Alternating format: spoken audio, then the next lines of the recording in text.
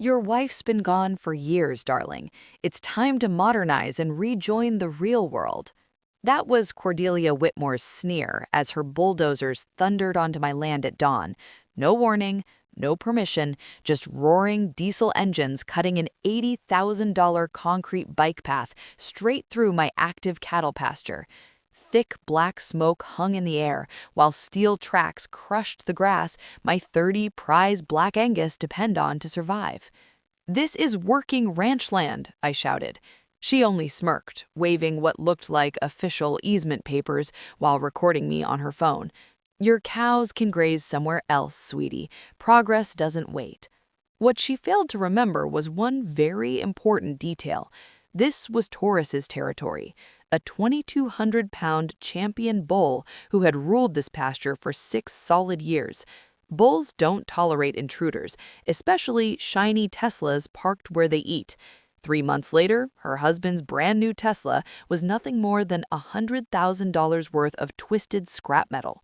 This malicious compliance revenge became legendary, and the footage is unreal. What would you have done?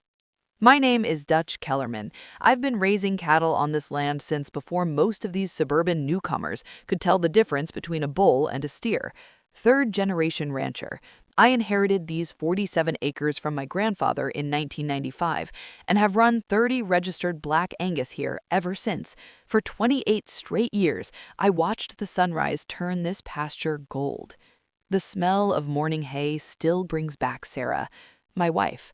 Cancer took her 18 months ago, fast and merciless. It left behind memories and a ranch that felt painfully quiet without her laughter echoing off the barn walls. Some mornings I'd save funny newspaper stories just to realize the chair at the kitchen table would stay empty forever. Grief stretches time in cruel ways.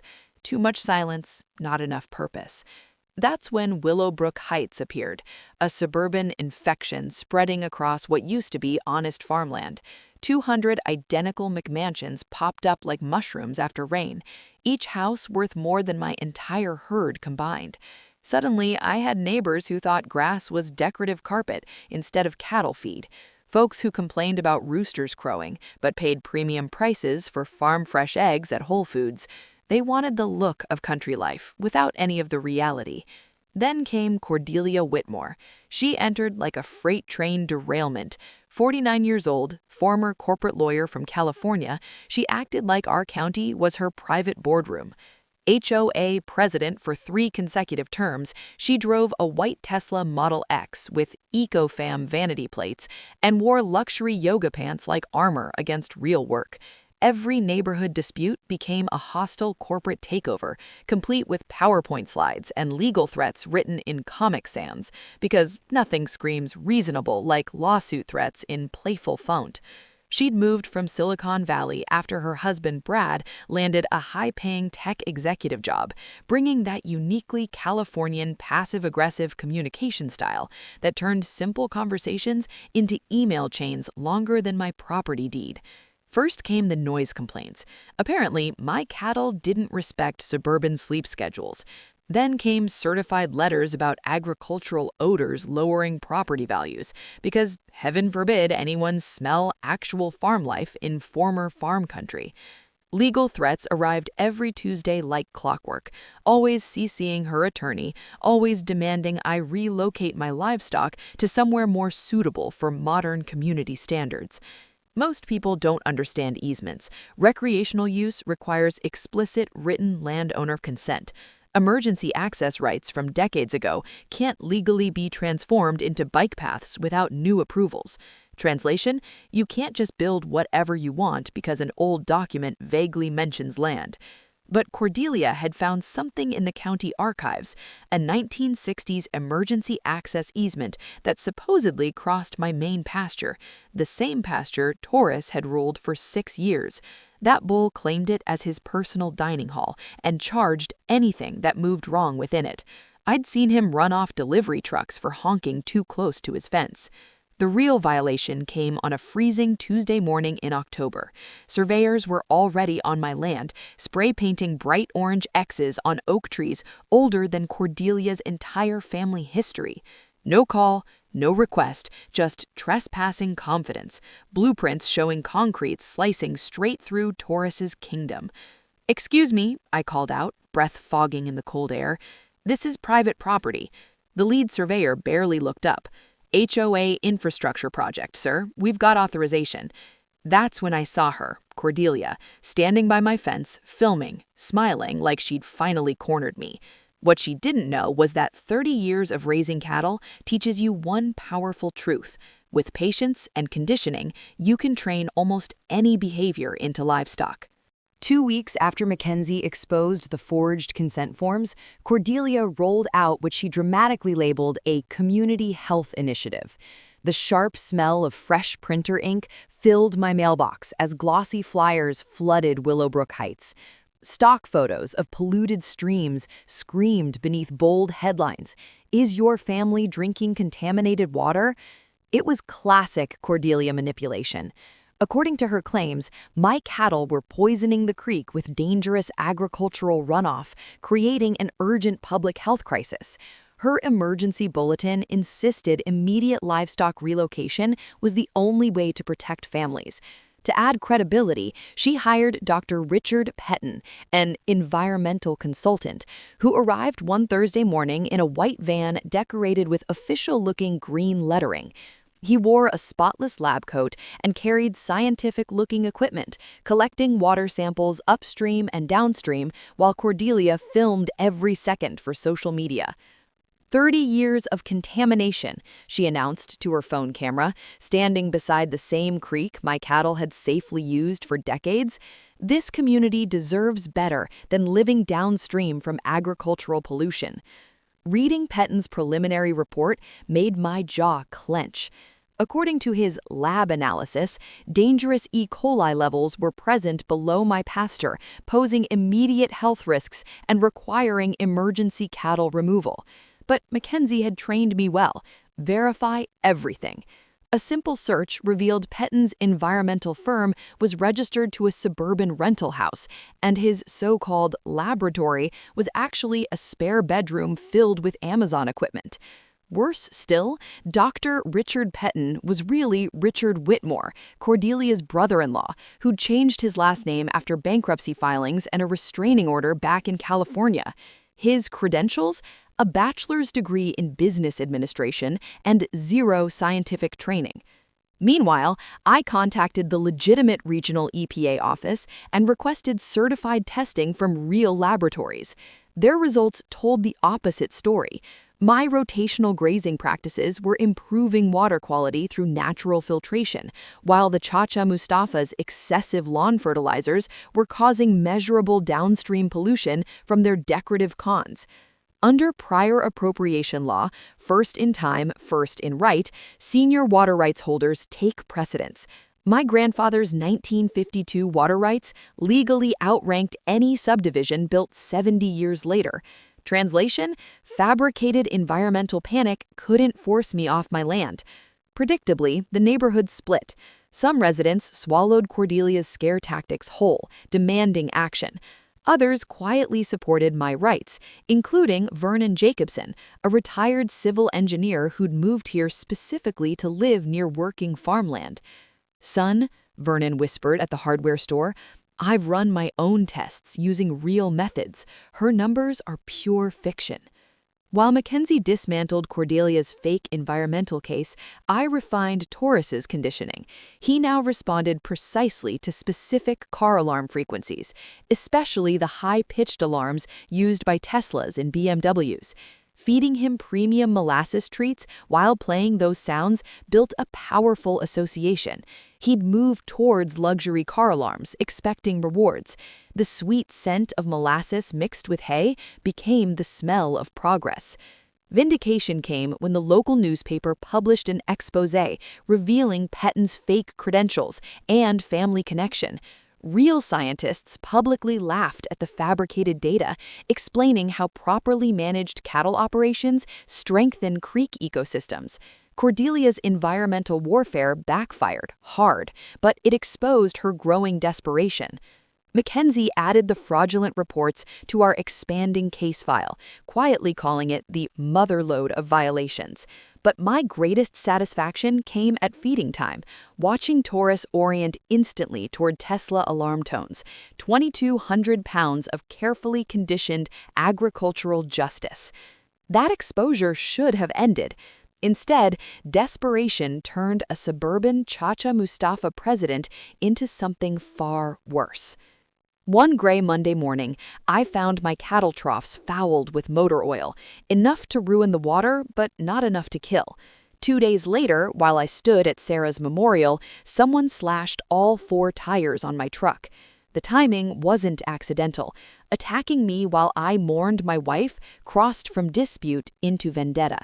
Cordelia escalated again, hiring Apex Security Services to protect the community. 3 men in black uniforms parked at my gate, filming visitors and tailing delivery trucks. When neighbors complained, the guards claimed they were defending Willowbrook Heights from agricultural terrorism. Then I found pellet gun wounds in 2 cattle, small caliber, non-lethal, meant to terrorize. That's when Mackenzie dug into Apex. They weren't licensed. The company traced back to a mail forwarding service, and the guards were convicted felons hired through Craigslist. Financial subpoenas revealed direct payments from Chacha Mustafa emergency funds. Cordelia had been embezzling community money to hire criminals. Conspiracy, racketeering, wire fraud. Translation: prison-level consequences. While the legal system moved slowly, I accelerated Taurus's training. Tesla Model X alarm producers, a distinct 1200 Hz tone, his strongest trigger. From over 200 yards, he'd advance with purpose. Each heavy hoofbite was measured progress. Community sentiment shifted fast. Vernon organized horrified homeowners who uncovered widespread financial theft, Tesla lease payments, and luxury vacations disguised as community expenses. Media attention followed. The state attorney general opened investigations. Then came an anonymous threat. Cattle gates accidentally opened at night. I installed motion cameras and slept in the barn, anger mixing with hay dust. Mackenzie warned arrests would take time. So I made a decision. Instead of waiting quietly for justice, I'd create a moment of public accountability. The annual Willowbrook Heights Chacha Mustafa meeting was coming, and Cordelia planned to announce her final land grab. 3 weeks later, Mackenzie called with news that changed everything. Forensic accountants uncovered nearly $890,000 stolen through fake contracts. Brad's tech company was weeks from collapse. The bike path was never for bikes. It was an access road for developers planning another 200 McMansions. Then came the truth that froze my blood. Sarah had filed the California bar complaint that destroyed Cordelia's legal career decades ago. This entire scheme, moving here, the Chacha Mustafa presidency, the bike path through Sarah's memorial grove, was revenge against a dead woman. She'd weaponized my grief, and now federal racketeering laws meant everything she owned was on the line. Cordelia's entire lifestyle was about to disappear, permanently. But then Mackenzie delivered the news that shifted the balance of power completely. The FBI had gathered enough evidence to move immediately, with federal charges carrying mandatory minimum sentences of 15 years. More importantly, they wanted to make the arrests public at the upcoming annual Chacha Mustafa meeting for maximum community impact. This is how it plays out, Mackenzie explained with calm precision. Cordelia plans to use that meeting to announce eminent domain proceedings against your land. The moment she attempts that fraudulent seizure, federal agents embedded in the audience will arrest her for racketeering, conspiracy, and wire fraud. Suddenly, I wasn't reacting anymore. I was in control. I could end Cordelia legally through federal prosecution, financially through total asset forfeiture, professionally through criminal conviction. But legal justice alone wouldn't honor Sarah. It wouldn't address the deliberate desecration of her memory. That's when I realized I could have both justice and satisfaction. Mackenzie would handle the FBI coordination and criminal charges. I would handle the public humiliation with 2,200 pounds of perfectly conditioned agricultural justice. The plan came together with elegant simplicity. Cordelia would arrive in her Tesla, confident she was finally stealing my family's land. FBI agents would already be positioned, television cameras would be rolling, and Taurus would be waiting in the adjacent pasture, trained to respond to Tesla alarm frequencies with absolute precision. Some crimes deserve prison sentences. This one deserved to be trampled by an angry bull in front of 300 witnesses and live cameras. That evening, the metallic taste of anticipated justice mixed with my coffee as I walked out to the pasture. Taurus was completing his conditioning drills. Federal prosecution guaranteed the legal win. Agricultural precision would deliver the spectacle. Cordelia wanted to erase Sarah's memory and steal our legacy. Instead, she was about to become a viral lesson in Texas property rights. With FBI coordination locked in and her exposure guaranteed, I had exactly 1 week to orchestrate the most satisfying act of agricultural justice this state had ever seen. This required flawless timing, perfect conditioning, and synchronization between federal law enforcement and one exceptionally intelligent bull. Mackenzie handled the legal choreography. Special Agent Martinez would station undercover agents throughout the community center, with sealed warrants, ready the instant Cordelia made her move. Local media would attend what they believed was an HOA transparency announcement. My role required different expertise: animal behavioral psychology and automotive acoustics. The metallic click of my phone recording Tesla alarm tones became the soundtrack to Taurus's advanced training. Dawn and dusk sessions refined his responses until he could distinguish luxury vehicle alarms with near-military precision. Classical conditioning research shows bulls retain audio-triggered responses exceptionally well after 200 to 300 repetitions over 2 to 3 weeks using high-value rewards. Translation: enough molasses treats can train a bull to respond to a specific sound with surgical accuracy. The sweet, sticky smell of molasses and hay followed me everywhere. I discovered Taurus reacted most aggressively to the 1200 Hz tone produced by Tesla Model X panic alarms, triggering an immediate territorial response from over 400 yards away. Community preparation required political finesse. Vernon Jacobson quietly organized Willowbrook Heights residents, disgusted by Cordelia's criminal behavior. They planned to pack Monday's Chacha Mustafa meeting, demanding accountability and front-row seats. "We want to see the handcuffs, and we want video of what happens to her Tesla afterward," Vernon said at the hardware store. The technical challenge was positioning Taurus for maximum visual impact without creating legal exposure. The community center parking lot sat beside my pasture, separated by standard cattle fencing, adequate for normal containment, not for a bull pursuing a conditioned audio trigger. The solution was elegant: a DIY remote-controlled gate system. Using smartphone apps, wireless actuators, and hardware store components, I built a legal livestock management gate that could be opened remotely within a half-mile radius, perfect for precision timing. Wednesday was reconnaissance day. I hired a professional videographer under the guise of filming an agricultural education documentary. Multiple high-definition angles would capture everything, for evidence and inevitable virality. Psychological manipulation sealed the trap. I staged phone calls suggesting I was surrendering. Mackenzie played along, conducting loud settlement discussions in public cafes where Cordelia's suburban intelligence network would overhear. By Friday, Cordelia was celebrating online, posting about modernization and victory over agricultural obstruction. Her confidence made her careless.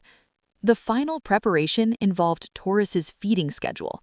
Bulls defend territory most aggressively during evening feeding hours. I wanted him primed when Cordelia's panic alarm delivered the trigger. Safety mattered. My goal was automotive destruction, not human injury. Temporary barriers redirected Taurus towards parking zones, and a veterinarian was on standby. Saturday's dress rehearsal was flawless. Gates worked, Taurus responded instantly. Emergency protocols held. Sunday evening, I sat on the porch watching Taurus graze calmly. Federal agents would deliver justice through arrests. Taurus would deliver memory. Monday's Chacha Mustafa meeting would fuse law enforcement and precision agriculture into something unforgettable. But instead of holding steady, Cordelia panicked. Saturday morning, I discovered military-grade surveillance equipment mounted on utility poles overlooking my ranch. Night vision, audio capture, professional grade. This wasn't HOA harassment anymore. This was federal-level escalation. Mackenzie confirmed it hours later. She hired Blackstone Consulting Services, she said. They're not consultants, they're private military contractors. Blackstone was a front run by Brad's former Silicon Valley partners, men facing their own fraud investigations, who needed this land deal to survive. This was no longer just revenge, it was a coordinated criminal operation. By Sunday afternoon, 3 black SUVs with tinted windows were circling Willowbrook Heights, proof that cornered criminals had decided to make one final dangerous move. The vehicles carried armed men in full tactical gear who claimed they were protecting the community from domestic terrorism threats posed by my agricultural operation. Their real objective became clear by Sunday evening when they crossed a line that erased any remaining doubt about their intentions. They broke into my barn. Their plan was to plant evidence that would justify an emergency seizure of my property. Motion-activated cameras captured everything as masked men attempted to stash explosive materials and weapons-grade chemicals among my farming equipment. Under federal law, planting evidence is a standalone felony that adds automatic 10-year sentences and mandatory asset forfeiture for everyone involved. Translation: trying to frame a rancher for terrorism guarantees decades in federal prison. The scheme collapsed instantly. My security system triggered silent alarms that alerted both local law enforcement and FBI surveillance teams. Agent Martinez arrived within 20 minutes and arrested 2 Blackstone operatives in possession of illegal explosives and fake federal identification. What they hadn't anticipated was that I'd spent the entire week installing hidden cameras across the property. Every second of their operation was recorded in high definition. Their conspiracy was now permanent evidence for multiple federal trials. But Cordelia's desperation drove her into one final escalation that exposed the full scope of her criminal reach. Monday morning, she attempted to bribe County Sheriff Thompson with $50,000 in cash, demanding an emergency raid on my property based on the evidence her operatives had failed to plant. The sheriff immediately contacted the FBI and agreed to wear a recording device during the meeting. Her bribery attempt was captured cleanly on federal surveillance. "Mrs. Whitmore," said Sheriff Thompson calmly on tape, "you're asking me to raid an innocent man based on evidence your people tried to plant. That's not law enforcement. That's organized crime." By Monday afternoon, Agent Martinez had arrested 4 Blackstone operatives and secured warrants for Brad's business partners in California. Cordelia's network was collapsing faster than a fence line in a Texas windstorm. Still, she believed the evening's Chacha Mustafa meeting would somehow save her land grab. What she didn't understand was that federal investigators had already documented every layer of her conspiracy. This was no longer an HOA dispute. It was a full-scale racketeering case involving multiple interstate criminal enterprises. As I made final preparations for Taurus's role, satisfaction mixed with the bitterness of coffee. While federal agents built cases that would lock up Cordelia's operation for decades, my bowl was ready to deliver the kind of immediate justice the internet never forgets. The most satisfying truth was this: her escalation had sealed her fate. Instead of facing simple embezzlement charges, she was now staring down terrorism conspiracy, evidence tampering, bribery, and racketeering, charges that carried mandatory life sentences. Some criminals know when to stop. Others keep digging until they bury themselves. Cordelia had finished digging with military-grade surveillance equipment and explosives. The hours before Monday evening's Chacha Mustafa meeting brought her most reckless move yet. With her mercenaries arrested and her framing attempt exposed, she launched a scorched earth character assassination campaign designed to destroy my credibility before the arrests became public. A mass email blasted through the Willowbrook Heights system, filled with fabricated photos of alleged cattle abuse, doctored financial records accusing me of running a meth lab, and forged police reports claiming I'd threatened HOA leadership with farm equipment. The audacity was staggering, but she made a fatal mistake. She used the official Chacha Mustafa email system. That created an unbreakable digital trail straight back to her personal computer. Every resident who received that email became a potential federal witness. The lies were so poorly constructed that even suburban neighbors recognized the fraud instantly. The so-called meth lab photos showed standard vaccination supplies. The fake police reports were riddled with spelling errors and formatting flaws. Mackenzie's phone rang non-stop with residents reporting the crimes and demanding prosecution. Instead of isolating me, Cordelia unified the community against herself. Then she crossed the final moral boundary. Monday afternoon, she hired actors to pose as grieving acquaintances, claiming my wife Sarah had secretly been a drug addict and that her cancer treatment masked pharmaceutical trafficking. She accused Sarah's memorial oak of hiding drug money. Using a dead woman as ammunition revealed Cordelia's complete moral collapse. Agent Martinez called that evening. "Dutch, this is the largest RICO case our district has ever built. 47 federal felony charges across 6 statutes, mandatory life if she's convicted on even half." The investigation had uncovered more. Brad's tech company had been laundering money for crypto scammers, funneling Chacha Mustafa funds into digital assets to finance the land seizure. Federal analysts estimated over $2.3 million stolen. And the most chilling discovery was that Cordelia had coordinated with organized crime figures in California, planning to turn my ranch into a distribution hub for interstate drug trafficking. By nightfall, there was no escape left. All that remained was accountability, federal, public, and agricultural. Her so-called bike path wasn't just access for luxury development. It was designed as a smuggling corridor for criminal cartels looking to establish operations in Texas. When criminal enterprises commit multiple felonies across state lines involving interstate commerce, federal prosecutors can apply enhanced sentencing guidelines, no parole eligibility, and mandatory forfeiture of every asset tied to criminal proceeds. Cordelia would lose everything and spend the rest of her life in federal prison. As evening settled in and the community center parking lot filled for the annual Chacha Mustafa meeting, I made final preparations for Taurus's performance. He was positioned at the optimal grazing spot. My smartphone-controlled gate system was armed. Professional cameras were discreetly set for maximum documentation. The warm evening air carried the scent of justice as Cordelia's white Tesla arrived exactly where I'd predicted, parked beside the weakened fence line where Taurus would have the clearest line of sight for his automotive lesson.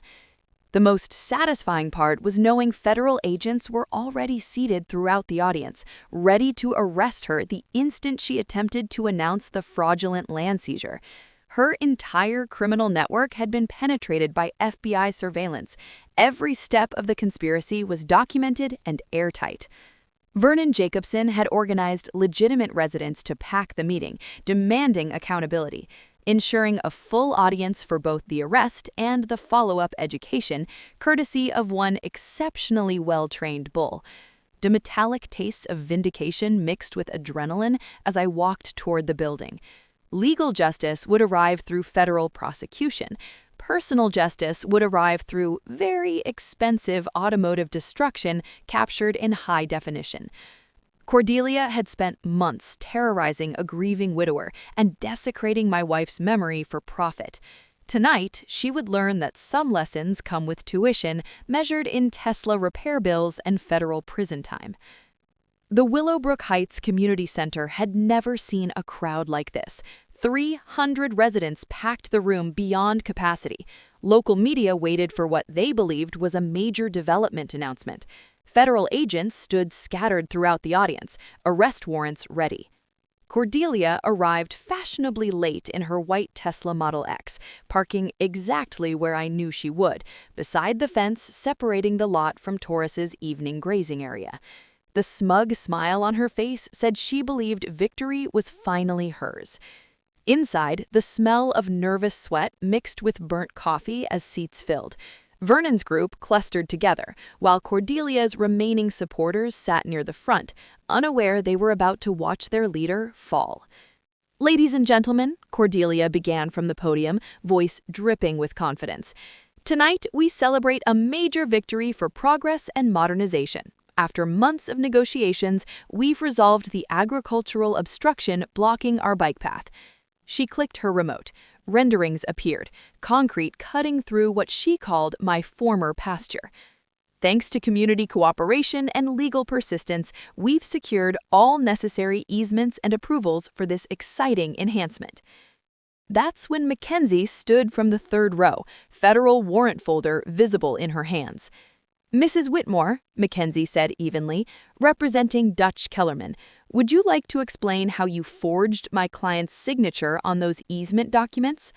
The room erupted in shocked murmurs as Mackenzie projected side-by-side images, Cordelia's forged signatures next to my authentic one. The differences were undeniable. "And while we're at it, would you care to explain how you embezzled $890,000 from this community's emergency funds to finance your personal land acquisition scheme?" Financial records flooded the screen, direct transfers from Chacha Mustafa accounts to Cordelia's personal banking records. The evidence was crushing. "These are lies!" Cordelia screamed, composure shattering. "This is a conspiracy by a grieving widower and a corrupt attorney." That's when Special Agent Martinez stepped forward, FBI credentials clearly displayed. "Special Agent Martinez, you are under arrest for federal racketeering, wire fraud, mail fraud, conspiracy, and attempted bribery of law enforcement." Chaos erupted. Gasps filled the room as agents read Cordelia her rights and moved to arrest Brad near the emergency exit. Cameras captured every second. Then Cordelia made her final mistake. Instead of surrendering, she bolted toward the exit, screaming about persecution while slamming her Tesla's panic button. The sharp 1200 Hz Tesla alarm echoed across the parking lot. 400 yards away, Taurus heard it. I quietly tapped my phone, opening the gate. What followed became instant legend. Taurus charged through the weakened fence with 2,200 pounds of perfectly conditioned determination, locking on to the source of his trigger. Cordelia's white Tesla Model X became the most expensive educational demonstration in Chacha Mustafa history. Panels buckled, glass shattered. German engineering folded under agricultural authority. The crowd poured outside, gasps turning into stunned laughter as cameras rolled. The footage was pure viral gold. "Ma'am," Agent Martinez said calmly as Cordelia screamed and her Tesla became scrap, "your insurance doesn't cover acts of livestock justice." The final moment came when I walked up, handed her the federal civil lawsuit papers, and delivered the line she'd taught me herself. "Progress waits for no bull, sweetie." The crowd erupted in applause as federal agents escorted Cordelia and Brad toward the waiting custody vehicles. Taurus stood proudly beside his automotive conquest, calmly chewing the cattle treats I tossed him as a reward for flawless execution. 6 months after his viral performance made international headlines, justice had been delivered with both federal precision and agricultural satisfaction. Cordelia was sentenced to 7 years in federal prison and ordered to pay between $1.2 and $2 million in restitution. Brad received 5 years for conspiracy and financial fraud. Their criminal network collapsed entirely, with 4 additional co-conspirators sentenced to terms ranging from 3 to 12 years. The federal asset forfeiture process was especially satisfying to witness. What remained of Cordelia's Tesla after Taurus's educational demonstration was seized as evidence, along with their McMansion, Brad's luxury vehicles, and every dollar stolen from community funds. Residents recovered their embezzled money with federal interest penalties applied, and I received substantial compensation through multiple civil settlements.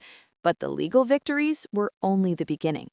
The newly elected Willowbrook Heights Chacha Mustafa Board, formed after emergency community meetings, introduced the Good Neighbor Charter.